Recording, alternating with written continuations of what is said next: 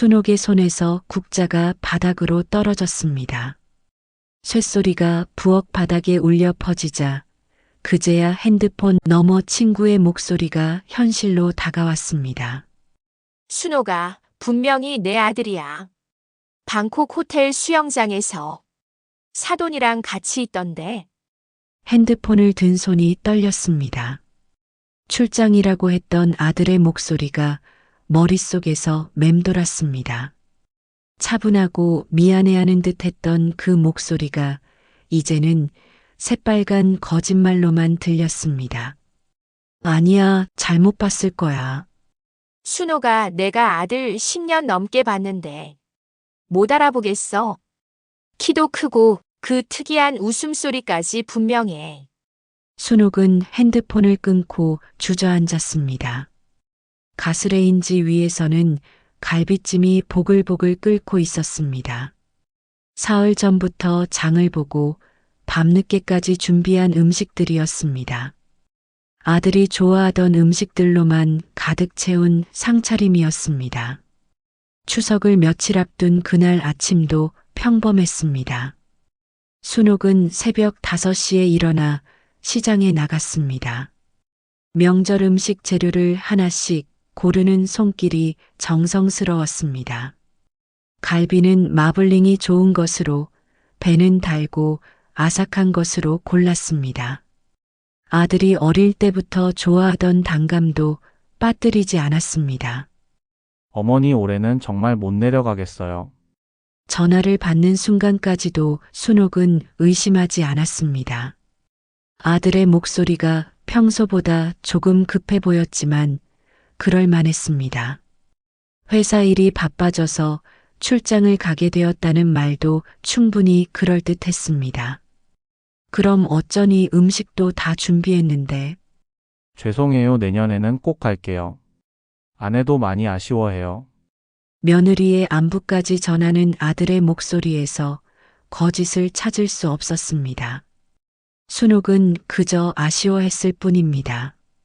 이른이 넘은 나이에 혼자 보내는 명절이 서운하기는 했지만 젊은 사람들의 바쁜 생활을 이해하려 노력했습니다. 남편이 세상을 떠난 지 벌써 3년이 지났습니다. 그 이후로 명절은 늘 조용했습니다. 아들 부부가 내려와도 하루 이틀이면 서둘러 올라갔습니다. 그나마도 작년부터는 자주 빠졌습니다. 바쁘다는 이유였습니다. 괜찮다. 나 혼자서도 잘 지낼 수 있어. 순옥은 스스로에게 그렇게 말해왔습니다. 실제로 그랬습니다. 남편이 떠난 후에도 집안일을 혼자 해냈고 텃밭도 가꾸며 건강하게 지냈습니다. 아들이 보내주는 생활비로 부족한 것 없이 살았습니다. 하지만 명절만큼은 달랐습니다. 가족이 함께 모여 앉아 밥을 먹고 소소한 이야기를 나누는 시간을 그리워했습니다. 아들의 어릴 적 이야기를 해주고 며느리와 살림 이야기를 나누고 싶었습니다. 친구의 전화를 받기 전까지는 그랬습니다. 순옥은 떨어진 국자를 주워들고 찬장 위에 놓았습니다. 갈비찜에서 나는 구수한 냄새가 이제는 비릿하게만 느껴졌습니다. 정성스럽게 준비한 음식들이 원망스러웠습니다. 핸드폰을 다시 집어들었습니다. 아들의 번호를 눌렀다가 지웠다가를 반복했습니다. 무엇을 물어봐야 할지, 어떤 말로 시작해야 할지 모르겠었습니다. 창밖으로는 가을 햇살이 따스하게 들어오고 있었습니다. 마당의 감나무에는 주황빛감이 주렁주렁 달려 있었습니다. 평소 같으면 아들이 따달라고 졸랐을 감들이었습니다. 순옥의 시선이 거실벽에 걸린 가족사진으로 향했습니다. 아들이 대학교를 졸업하던 날 찍은 사진이었습니다. 학사모를 쓴 아들이 환하게 웃고 있고 그 옆에서 순옥과 남편이 자랑스러운 표정으로 서 있었습니다. 그때의 아들은 진실했습니다. 부모에게 거짓말을 하지 않았습니다. 작은 일도 솔직하게 털어놓았습니다. 언제부터였을까요? 아들이 이렇게 변한 것이. 순옥은 깊게 숨을 들이마셨습니다. 지금까지 느껴보지 못한 종류의 배신감이 가슴을 짓눌렀습니다. 단순히 거짓말을 했다는 사실보다도 자신을 속여가면서까지 피하고 싶어 했다는 현실이 더 아팠습니다. 핸드폰이 울렸습니다. 아들에게서 온 문자였습니다. 어머니 출장 잘 다녀올게요. 건강하세요. 순옥의 손이 다시 떨렸습니다. 거짓말 위에 거짓말을 쌓아 올리는 아들의 모습이 낯설기만 했습니다. 이것이 정말 자신이 기른 아들인지 의심스러웠습니다. 부엌에서는 여전히 갈비찜이 끓고 있었습니다. 순옥은 천천히 일어나 가스레인지를 껐습니다. 더 이상 정성을 들일 이유가 없어졌습니다. 그날 밤 순옥은 남편의 영정 앞에 앉았습니다. 여보, 우리 아들이 거짓말쟁이가 됐어요. 작은 목소리로 중얼거렸지만 대답은 돌아오지 않았습니다. 다만 사진 속 남편의 온화한 미소만이 그녀를 바라보고 있을 뿐이었습니다. 순옥은 사흘 동안 아들에게 연락하지 않았습니다.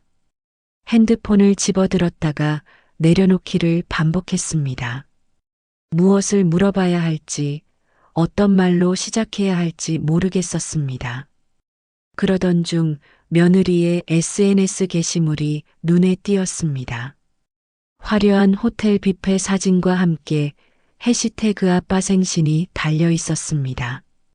방콕의 유명한 호텔이었습니다. 친구가 말했던 바로 그 호텔이었습니다. 순옥의 가슴이 답답해졌습니다. 출장이라며 거짓말한 아들이 처가 식구들과 해외여행을 즐기고 있었던 것입니다. 며느리 아버지의 생신을 챙기러 간 것이었습니다. 핸드폰을 들고 며느리에게 전화를 걸었습니다. 신호음이 길게 울렸습니다. 마침내 며느리의 목소리가 들려왔습니다. 어머니, 안녕하세요. 목소리가 평소와 달랐습니다. 조금 경계하는 듯한 느낌이었습니다. 방콕에 있다며? 직설적으로 물었습니다. 더 이상 돌려서 말할 기분이 아니었습니다. 네. 아버지 생신이라서요. 며느리는 당황하지 않았습니다. 오히려 담담했습니다. 거짓말을 들켰다는 죄책감보다는 마지못해 인정한다는 느낌이었습니다. 그러면 출장이라는 건 거짓말이었네? 어머니, 저희도 저희 가족이 있잖아요. 며느리의 대답에 순옥은 할 말을 잃었습니다. 저희 가족이라는 표현이 가슴에 박혔습니다. 그렇다면 자신은 가족이 아니라는 뜻이었을까요? 명절에 내려오기 싫으면 솔직히 말하지. 왜 거짓말을? 어머니, 매번 내려가는 것도 힘들어요. 항상 똑같은 얘기만 하시고 돈 얘기만 하시고. 며느리의 목소리가 점점 날카로워졌습니다. 억눌러왔던 불만이 터져나오는 듯 했습니다. 돈 얘기? 내가 언제? 어머니 재산 얘기, 집 얘기, 임대료 얘기. 항상 그런 얘기만 하시잖아요. 순옥은 숨이 막혔습니다. 자신이 그런 얘기만 했다는 게 정말일까요? 돌이켜보니 부동산 관리 얘기를 자주 했던 것 같기도 했습니다. 혼자 사는 노인의 걱정을 나누고 싶었을 뿐인데 며느리에게는 그렇게 들렸던 것입니다. 그때 핸드폰 너머로 다른 목소리가 들려왔습니다. 며느리 어머니의 목소리였습니다. 얘야, 전화 좀 바꿔봐. 어머니, 잠깐만요. 며느리가 말렸지만 이미 늦었습니다. 처가 어머니가 전화를 받았습니다. 사돈댁 안녕하세요. 목소리는 정중했지만 차가웠습니다. 아, 네. 안녕하십니까? 사돈댁 괜히 집착 마세요. 아이들도 자기 생활이 있는 거잖아요. 집착이라는 단어에 순옥은 당황했습니다. 집착이라뇨? 결국 그 재산 다 아들 거 아닌가요? 굳이 지금 스트레스 받으실 필요 없어요. 순간 순옥의 머릿속이 하얘졌습니다. 처가 어머니의 말이 무슨 뜻인지 너무도 선명하게 들려왔습니다. 자신의 재산이 결국 아들에게 갈 것이니 지금 당장은 신경 쓰지 말고 참으라는 뜻이었습니다. 그게 무슨 우리 딸이 시집 온 지도 벌써 10년이에요. 그동안 얼마나 고생했는데요. 이제 좀 편하게 살게 해주세요. 처가 어머니의 목소리에서 가식적인 정중함이 사라졌습니다. 본심이 드러나기 시작했습니다. 고생이요? 시어머니 눈치 보면서 사는 게 쉬운 줄 아세요? 그것도 시골에서. 순옥은 입술을 깨물었습니다. 며느리가 자신을 그렇게 생각하고 있었다는 사실이 충격이었습니다. 시골 시어머니의 눈치를 보며 사는 불쌍한 며느리라고 여겼던 것입니다. 저는 며느리를 힘들게 한 적이 아유, 그런 게 아니라요. 그냥 이제 좀 자유롭게 살게 해달라는 거예요. 어차피 재산은 다 아들 몫이잖아요. 또다시 재산 얘기였습니다. 처가 어머니에게 자신은 재산의 소유자일 뿐이었습니다. 언젠가는 아들에게 물려줄 재산을 잠시 관리하고 있는 사람 정도로 여겨지고 있었습니다. 사돈댁도 이해하시죠? 우리 딸이 아들 낳아서 대를 이었는데 그 정도 대우는 받아야 하는 거 아니에요? 처가 어머니의 목소리가 점점 당당해졌습니다. 마치 당연한 권리를 주장하는 듯 했습니다. 순옥은 아무 말도 할 수 없었습니다. 목구멍까지 올라온 말들이 꽉 막혀버렸습니다. 그럼 좋은 하루 되세요. 처가 어머니가 일방적으로 전화를 끊어버렸습니다. 순옥은 한참 동안 핸드폰을 들고 있었습니다. 통화 종료 화면을 바라보며 방금 들은 말들을 정리하려 애썼습니다. 집착하지 마라. 재산은 어차피 아들 것. 대우를 받아야 한다. 처가 식구들의 본심이 적나라하게 드러난 순간이었습니다. 자신을 한 번도 사람으로 본 적이 없었습니다. 오직 재산의 소유자로만 여겼습니다. 그것도 임시관리인 정도로. 순옥은 남편의 영정 앞에 앉았습니다. 여보, 우리가 뭘 잘못했을까요? 사진 속 남편은 여전히 온화하게 미소 짓고 있었습니다. 평생 성실하게 일해서 모은 재산이었습니다. 아들에게 물려주고 싶어서 아껴왔던 것들이었습니다. 내가 너무 순진했나 봐요. 아들이 효자인 줄 알았어요. 눈물이 났습니다. 서러움보다는 억울함이 더 컸습니다. 자신을 그런 식으로 여기고 있었다는 사실이 분했습니다. 핸드폰이 울렸습니다. 아들에게서 온 문자였습니다. 어머니 출장 잘 끝났습니다. 곧 연락드릴게요. 거짓말 위에 거짓말을 계속 쌓아가고 있었습니다. 며느리와 통화한 것도 처가 어머니의 말도 전혀 모르는 척했습니다. 순옥은 문자를 읽고 또 읽었습니다. 이것이 정말 자신이 키운 아들이 보낸 문자인지 믿기지 않았습니다. 그날 밤 순옥은 잠들지 못했습니다. 처가 어머니의 말이 계속 머릿속에서 맴돌았습니다. 재산은 어차피 아들 것이라는 말이 특히 그랬습니다. 정말 그럴까요? 자신의 재산이 당연히 아들 것일까요? 아들이 거짓말을 하고 며느리가 자신을 귀찮아하고 처가에서 재산만 노리더라도 그래야 하는 걸까요? 새벽이 되어서야 순옥은 결심했습니다. 이대로 두고 볼 수는 없었습니다. 정확히 알아봐야 했습니다. 자신의 재산이 정말 무조건 아들 것인지 다른 방법은 없는지 남편 생전에 만들어둔 유언장이 서랍에 있었습니다. 모든 재산을 아들에게 물려준다는 내용이었습니다. 그때는 당연하다고 생각했습니다. 하지만 이제는 달랐습니다. 아들이 자신을 속이고 며느리가 자신을 귀찮아하고 처가에서 재산만 노리는 상황에서도 그래야 하는지 의문이 들었습니다. 순옥은 변호사 사무실 전화번호를 찾기 시작했습니다. 남편이 유언장을 작성할 때 도움을 받았던 변호사가 있었습니다. 한번 만나서 상담을 받아보기로 했습니다. 무엇이든 할 수 있는 일이 있는지 아니면 정말 어쩔 수 없는 일인지 알아봐야 했습니다. 더 이상 재산 관리인으로만 살고 싶지 않았습니다. 변호사 사무실은 시내 한복판에 있었습니다.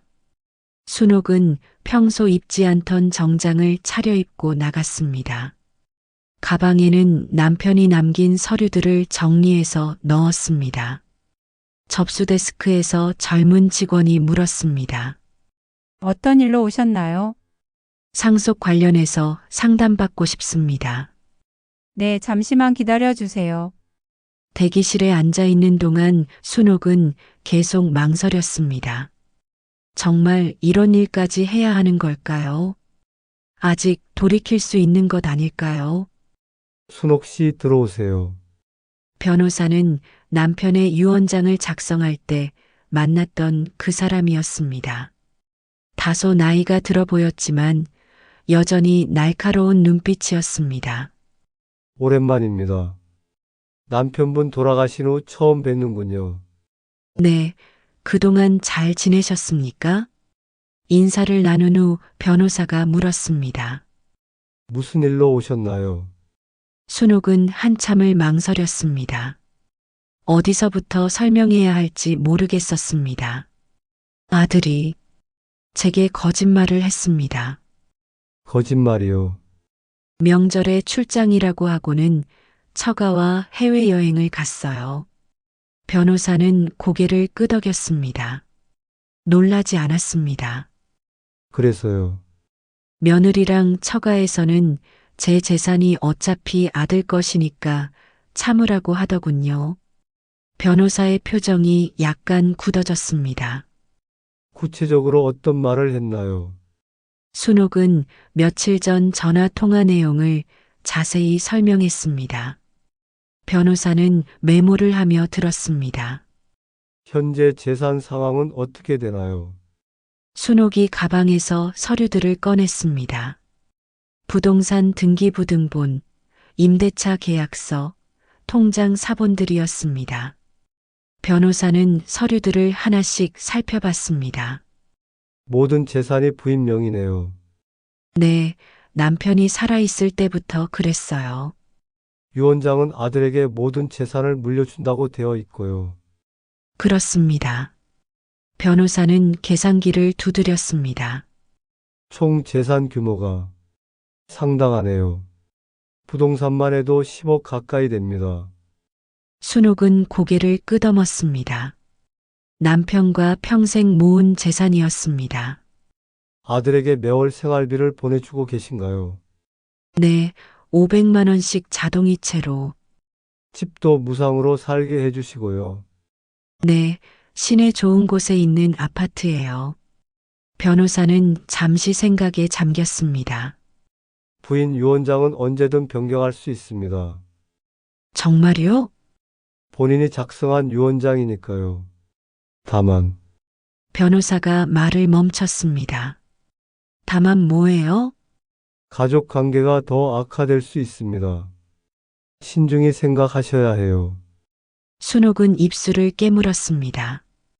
가족 관계라고 할 것도 없었습니다. 이미 아들은 거짓말을 하고 있었고 며느리는 자신을 귀찮아했습니다. 지금도 관계가 좋지 않은데 뭘 더 악화시킨다는 거예요? 변호사는 고개를 끄덕였습니다. 그렇다면 몇 가지 방법이 있습니다.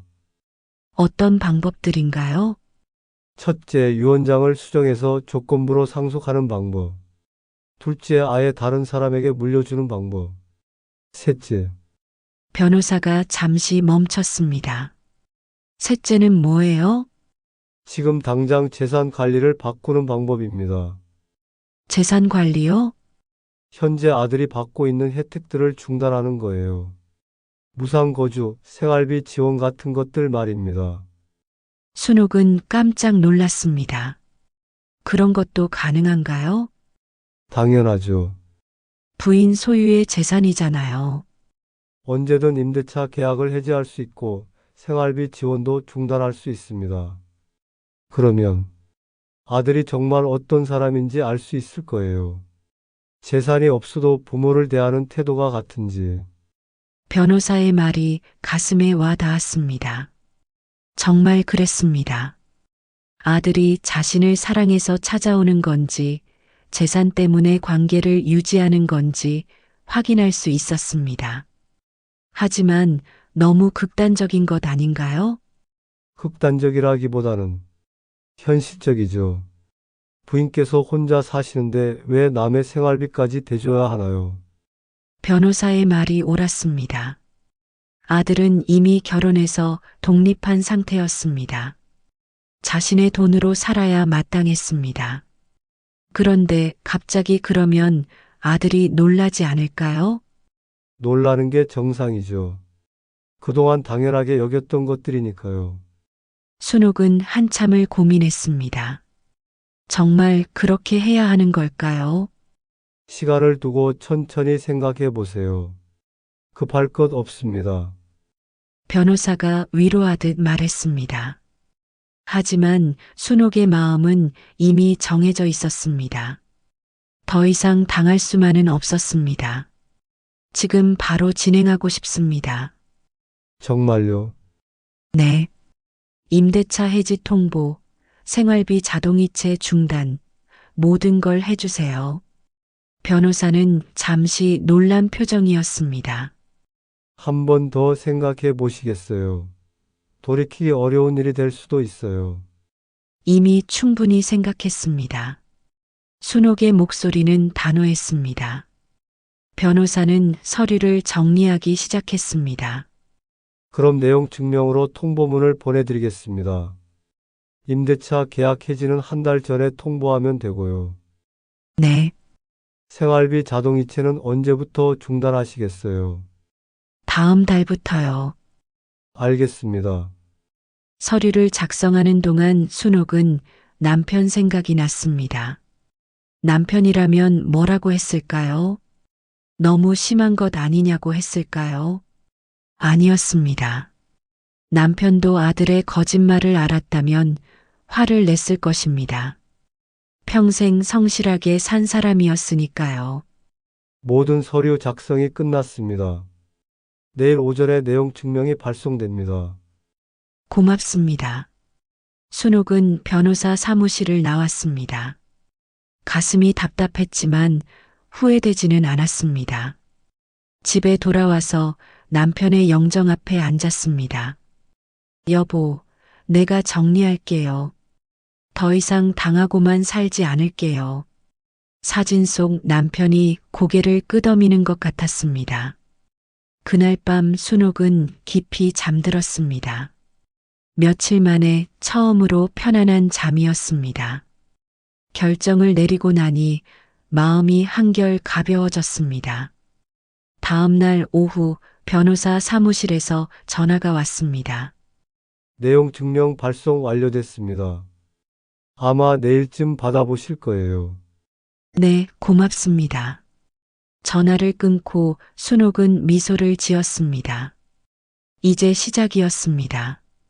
아들이 어떤 반응을 보일지, 며느리와 처가는 뭐라고 할지 궁금했습니다.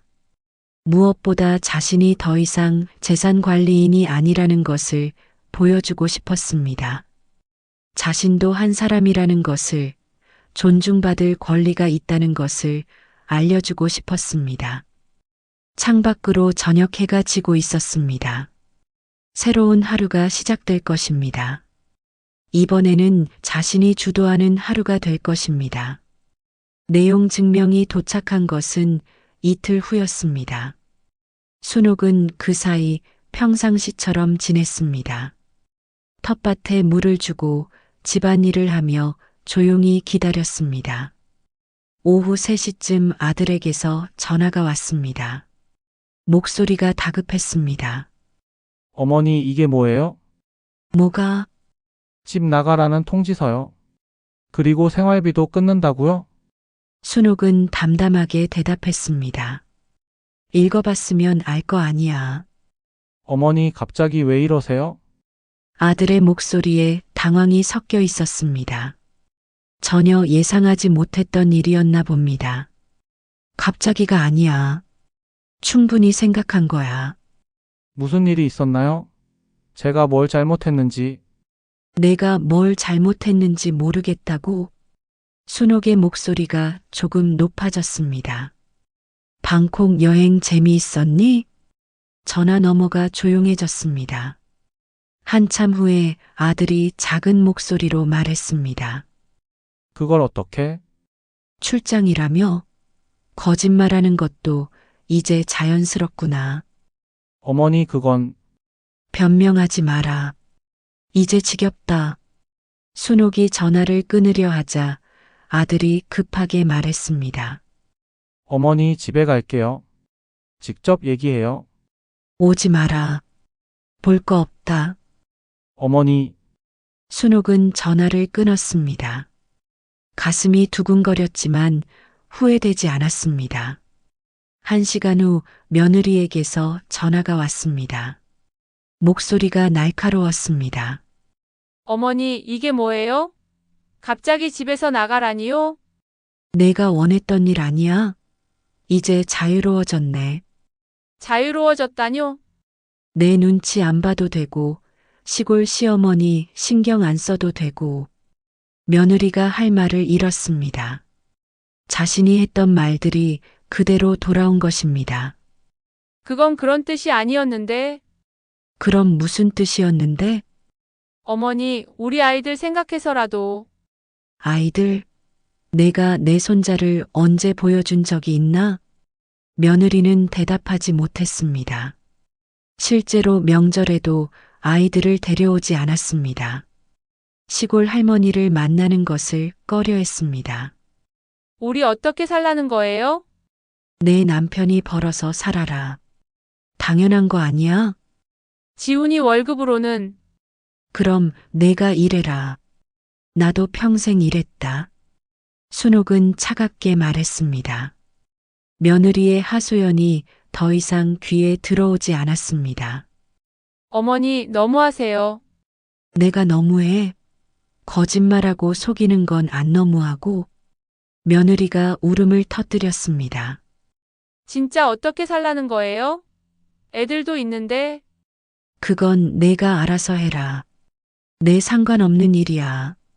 순옥은 이번에도 전화를 끊었습니다. 저녁 무렵 아들이 집 앞에 나타났습니다. 차에서 내려 대문을 두드렸습니다.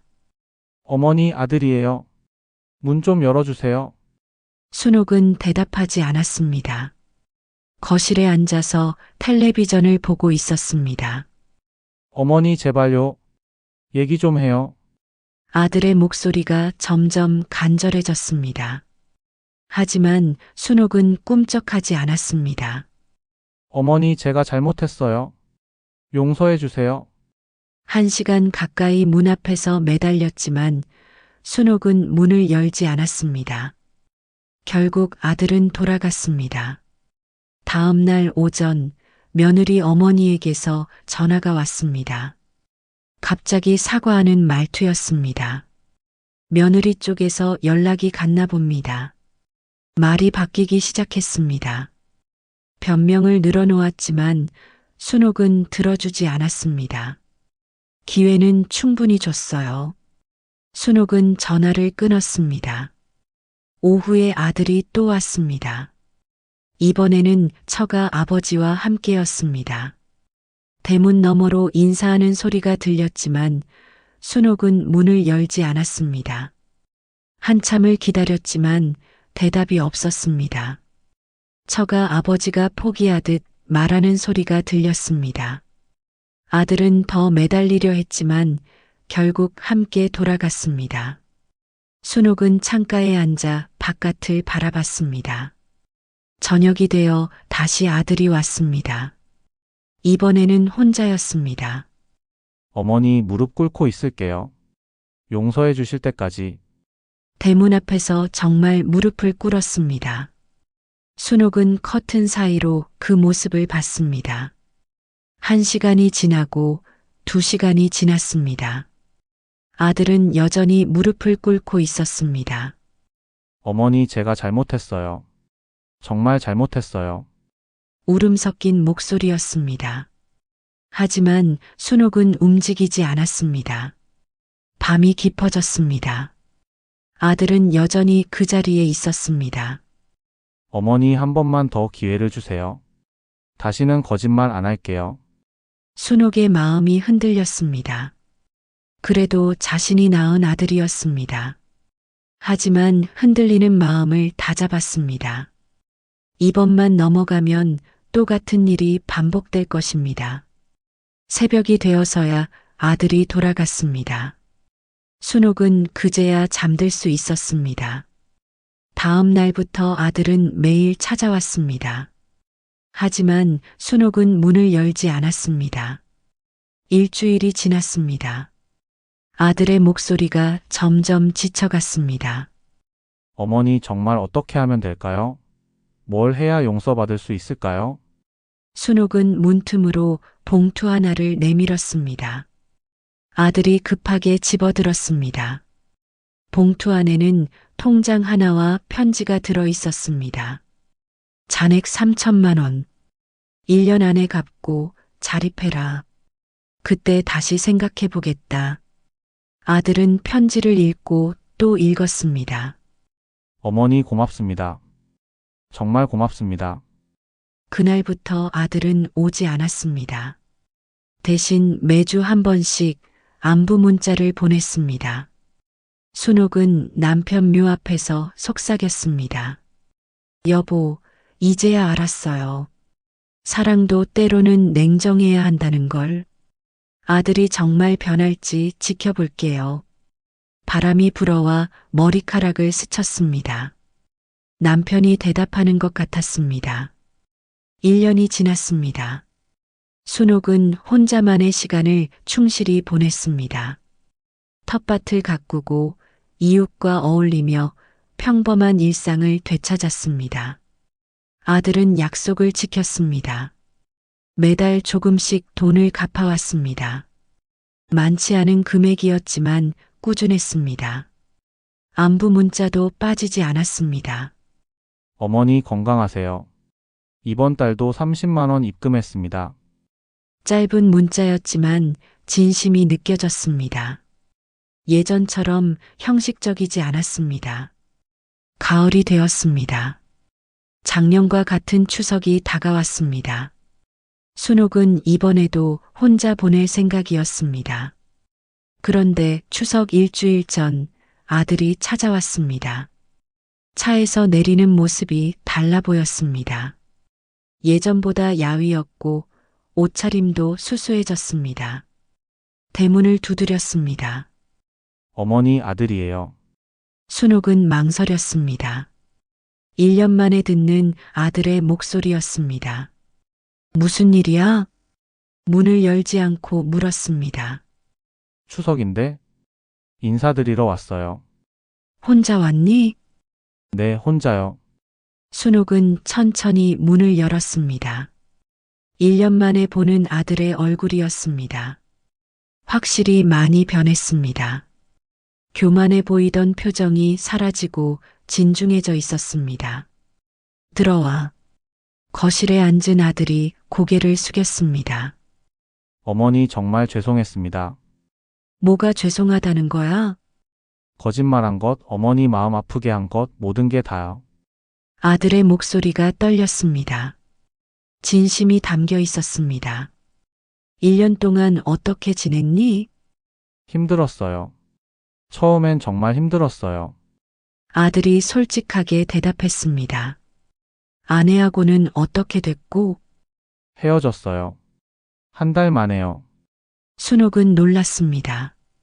예상하지 못한 일이었습니다. 왜? 제가 돈 없는 남자가 되니까 떠나더라고요. 처가에서도 연락 끊었어요. 아들이 쓴웃음을 지었습니다. 원망스러운 표정은 아니었습니다. 담담했습니다. 아이들은 아내가 데려갔어요. 양육비는 꼬박꼬박 보내고 있어요. 그래서 돈 갚는 게 늦었구나.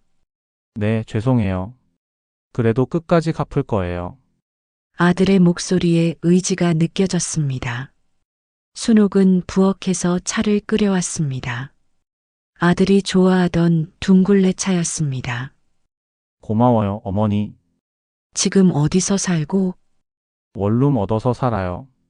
회사 근처에 작은 곳이요. 일은 그대로 다니고 네, 다행히 회사는 그만두지 않았어요. 아들이 차를 마시며 말했습니다. 어머니 1년 동안 정말 많이 생각했어요. 뭘? 제가 얼마나 철없었는지, 어머니를 얼마나 당연하게 여겼는지. 순옥은 조용히 들었습니다. 처가에서 저한테 한 말들이 맞았어요. 저는 정말 어머니 재산에 기대서 산 거였어요. 아들이 고개를 들었습니다. 눈이 빨갛게 충혈되어 있었습니다. 그때는 몰랐어요. 그게 얼마나 부끄러운 일인지. 이제 알겠니? 네, 이제야 알겠어요. 아들이 다시 고개를 숙였습니다. 어머니 용서해 주세요. 이제야 진짜 어른이 된 것 같아요. 순옥의 마음이 흔들렸습니다.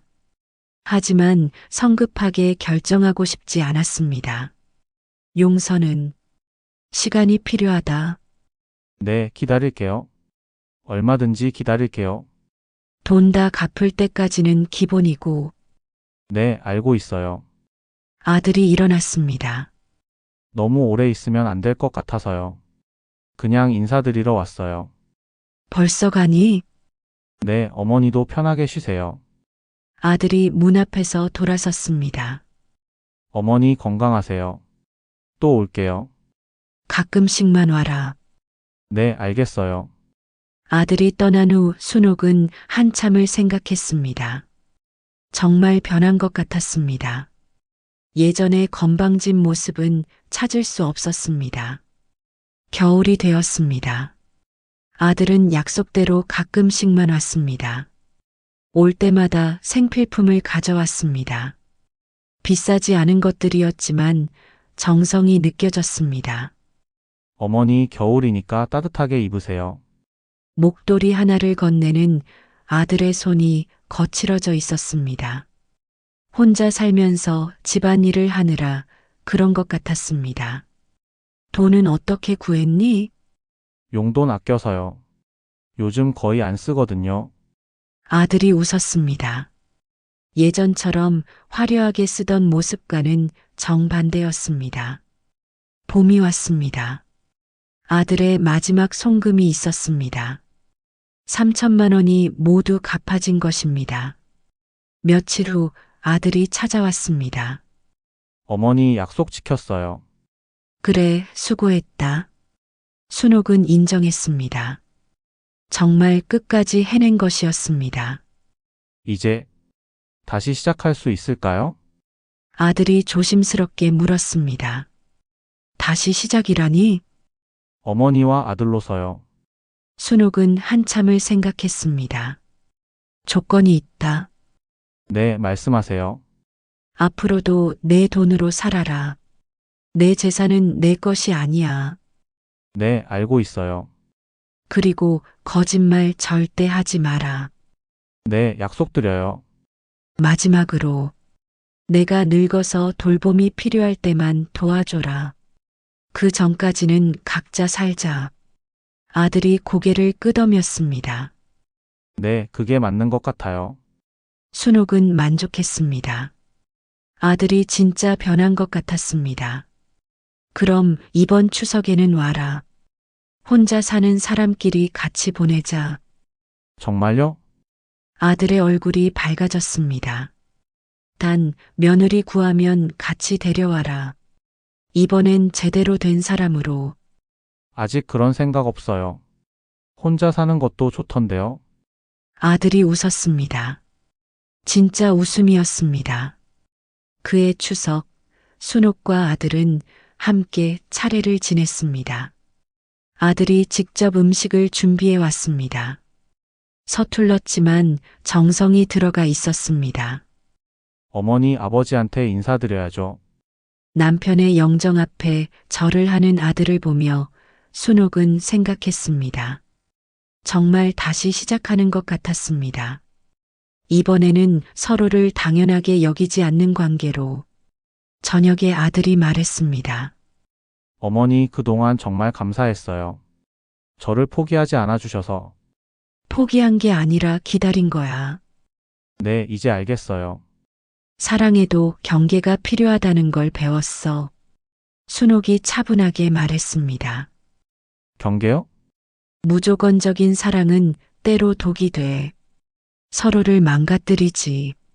아들이 고개를 끄덕였습니다. 네, 저도 그걸 배웠어요. 이제 진짜 가족이 된 것 같네. 순옥이 미소를 지었습니다.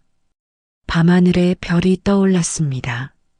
남편도 저 별 중 하나에서 이 모습을 보고 있을 것 같았습니다. 여보, 우리 아들이 어른이 됐어요. 순옥은 마음속으로 남편에게 말했습니다. 바람이 불어와 머리카락을 스쳤습니다. 남편의 대답 같았습니다. 때로는 사랑한다는 것이 거리를 두는 것일 수도 있습니다.